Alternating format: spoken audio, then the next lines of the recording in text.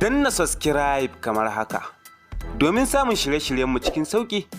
Kana ku danna alamar ƙararrawar sanarwa domin sanar da ku da zarar mun ɗora sabon bidiyo akan kari. Mun gode.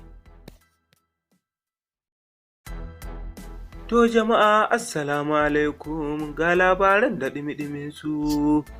'Yan bindiga sun zace kai hari ofishin 'yan sanda a Imo, sun sace jami'i ɗaya.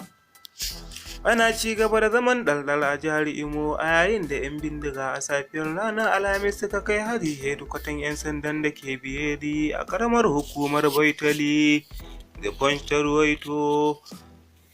Wakilin majiyar Legit NG ya ce wani mazaunin Biyeri ya shaida masa cewa 'yan bindigan sun kai hari misalin karfe 1 na daren. Nan take suka saki dukkan waɗanda ake tsare da su a ofishin 'yan sanda. Ya ce 'yan bindigan sun kuma sace wayoyin salula mallakar waɗanda ake tsare da su da na 'yan sandan da ke ofishin. Amma majiya daga ofishin 'yan sanda ta shaida wa wakilin majiyar Legit cewa 'yan sandan da ke kan aiki sun daƙile harin da 'yan bindigan suka yi niyyar kaiwa.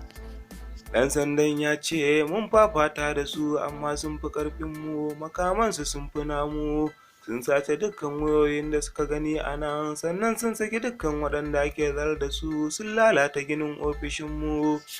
Majiyar ya ce maharan sun sace ɗan sanda ɗaya sun kuma raunata wasu jami'an.